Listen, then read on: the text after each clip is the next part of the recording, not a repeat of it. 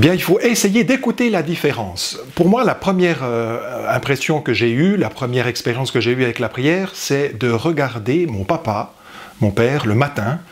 Il se levait plus tôt que nous, avec ma sœur, et je le voyais aller faire un quart d'heure de prière avant d'aller travailler.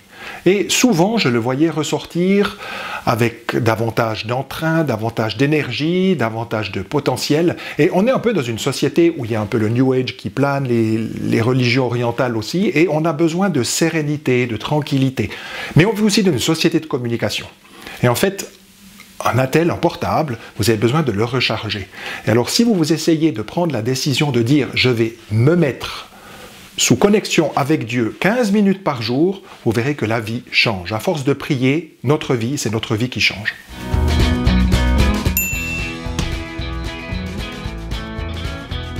Alors Dieu le sait, Jésus le sait.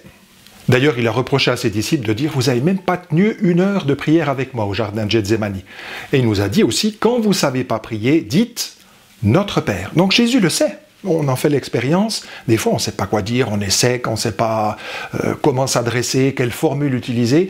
Alors, il faut commencer par le Notre Père. Et si on étudie un petit peu de Notre Père, puis on essaye de méditer dessus, si on le prend à l'envers, ça fait un peu l'expérience du salut, si on veut bien, comment Dieu nous sauve dans l'histoire.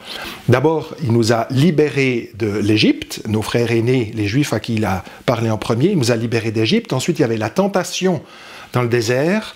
Ensuite, il y avait « Pardonne-nous nos offenses », alors non plus pardonner œil pour œil, dent pour dent, mais de pardonner 77 fois 7 fois.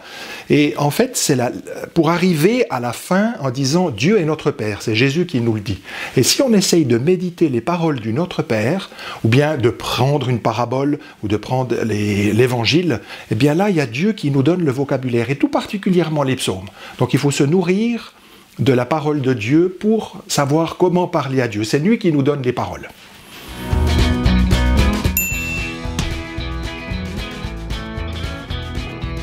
Alors ça, c'est tout à fait normal. On est de toute façon distrait.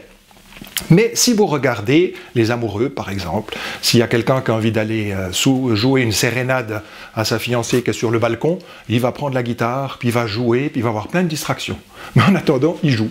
Il joue de la guitare. Et puis ce qui compte, c'est qu'il est en train de rendre heureuse sa promise qui est sur le balcon, en train d'écouter son chant. Eh bien, la prière, c'est aussi ça. Il ne faut pas tellement se formaliser. Il faut être tel qu'on est. Bien sûr qu'il ne faut pas faire exprès d'avoir les distractions, mais c'est souvent, comme disait Sainte Thérèse d'Avila, c'est la folle du logis, hein, l'imagination. Et elle va un petit peu dans tous les sens, et des fois, il faut la laisser un tout petit peu se calmer.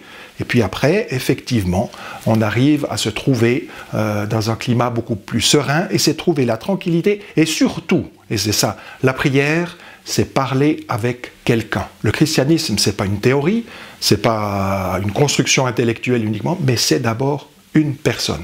Et la prière, c'est parler, et Dieu qui nous parle.